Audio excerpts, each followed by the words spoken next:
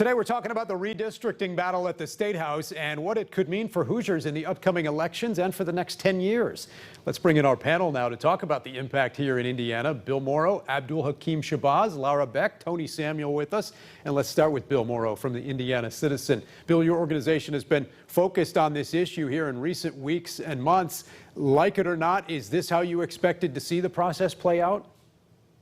Well, I feel a little bit like that venerable and venerated American philosopher Yogi Berra, that this seems like deja vu all over again, right? Those of us who were around 10 years ago to watch the last redistricting, it looks like the same playbook was pulled out 10 years later.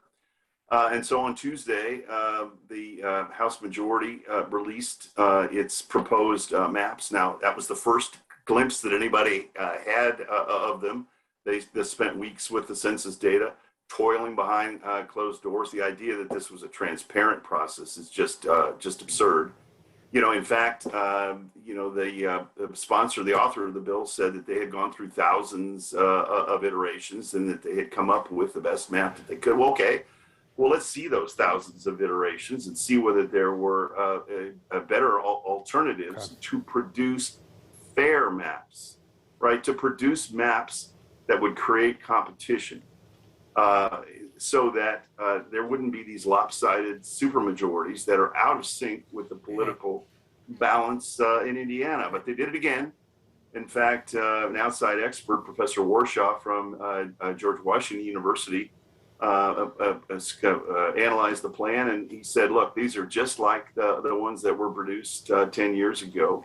They're going to produce Republican supermajorities in the Indiana House of Representatives and the congressional district. I mean, if you want to look, you really want to get an example of what gerrymandering looks like. And look at the congressional maps. Compare the 2011 maps to the 2020 maps, because they're only 9 districts. And we are going to, we're going to take a closer look at those maps here today for sure. Let's turn to Abdul Hakim Shabazz from IndyPolitics.org as well. Abdul, what's your response to some of what Bill said there, and what are you hearing from Republicans at the State House about the process itself?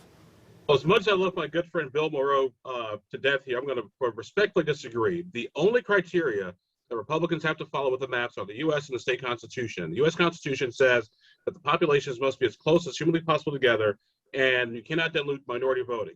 That is it. And from a legal perspective, Republicans met that requirement.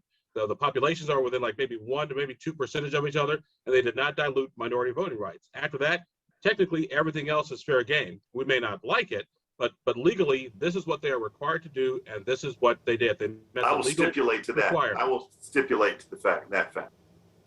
Okay, let's bring in Democratic strategist Laura Beck here. Laura, this process certainly cut the other direction in previous years when Democrats controlled the process. Does that make it more difficult to challenge what's happening now? No, I don't think it makes it difficult to challenge what's happening now. I mean, I do think I agree with Bill. I mean, these are incredibly gerrymandered maps. You're going to have a 70-20 advantage in Congress, and you're going to have a 70-30 advantage in the Indiana House of Representatives, when in fact national statewide races such as president and Senate, Democrats were trending 45 and 41 in those races. So it doesn't really accurately reflect, I think, the voting population. What ultimately ends up happening, though, is that the election happens at the primary level, and the folks who come out in the primaries tend to be on the extreme on both sides. And so when you have extreme voters in a primary, you get extreme legislators, you get extreme members of Congress, and that doesn't bode well for good government at all. And then you end up with things like RFRA. You end up with a botched COVID response and a General Assembly that thinks that they should be the county commissioners. You just end up with bad policy, and no one benefits in the long run from that. Finally, Tony Samuel, former communications director for the House Republicans at the State House. Tony, what's your response to what Laura said there? Well, there's a lot to unpack here. Obviously, I agree with Abdul. They did follow the federal guidelines. They've met their responsibilities. They focused on keeping communities of interest together. They focused on compactness and on county lines being more closely drawn. It was a transparent process. They had a portal where people could give input along with the 9 public meetings around the state. But I'll take you back to a little bit of history here, because I was the communications director for the House Republicans from late 01 to late 07. So I was dealing with the redistricting from 2001, but Democrats also controlled it in 1991 when Evan Bayh was governor and they had the majority in the House.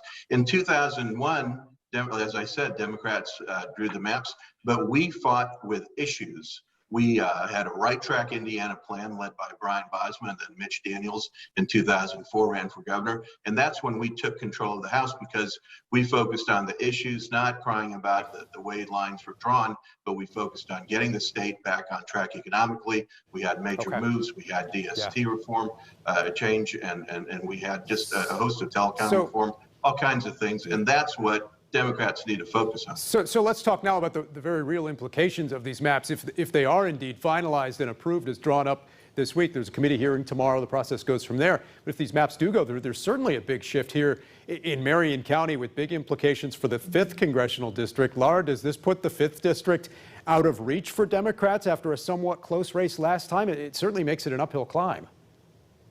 Well, I don't think we should ever say anything's out of reach for us, because I think one of the things that we're going to be focusing on, and I think you heard Chairman Schmull well articulated our position. I mean, we've got to focus on recruitment and registration. We've got to get more people to vote, and we've got to find candidates that are going to accurately represent those areas and represent them in a way that folds in with the interest of that district.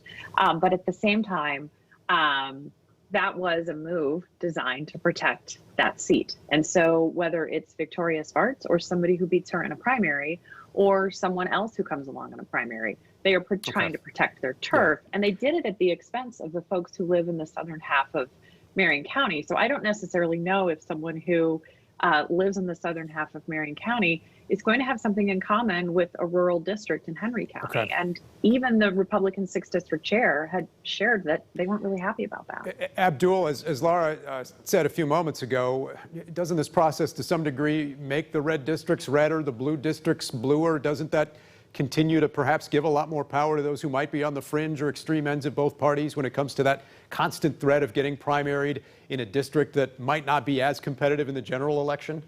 I think that's a short-term consequence, but you also have to look at this long-term. And Hamilton County, sort of south of 32 and 38 in the 5th district, is becoming more and more purple. So I think that to say that Republicans made the 5th district more red, I don't think so, because I think they just basically delayed the inevitable. And so what you got to remember, too, is that politically, demographically speaking, Indiana has changed. There used to be Democrats for as far as the eye could see along the Ohio River in southern Indiana. Now they're like, the passenger pigeon or the water buffalo. They're an endangered species, almost going away like Republicans were in Marion County. So as politics change, so do the political demographics change. Okay. Bill, very quickly here, are we going to see any changes to these maps, do you think, or is this pretty set in stone at this point? I'd be surprised if the supermajority accepted any alternatives. I'd be pleasantly surprised. In State House speak, this legislation is on rails, right? The Senate maps are going to be released next Tuesday, and in short order, right? The House of Representatives will be expected to amend the House bill on second reading to incorporate the Senate maps that they just saw. Tony, you want to get your thoughts too quickly here. Are these the final maps? Will we see more changes? I think they're probably mostly the final maps, but Democrats have to instead of just in generalities complain about this, give some examples of what they would change. I'm not sure if they've done that or if they're planning on doing that. So I think, this will be probably final. And again, this is something we talk about, really essentially once every 10 years. Right. It's the issues that matter to folks, and the Republicans have been more right on the issues. Our thanks to the panel. They'll be back for this week's winners and losers in just a couple minutes. Up next, a fallen Indiana Marine killed in Afghanistan. How Hoosiers remembered Corporal Humberto Sanchez. Next.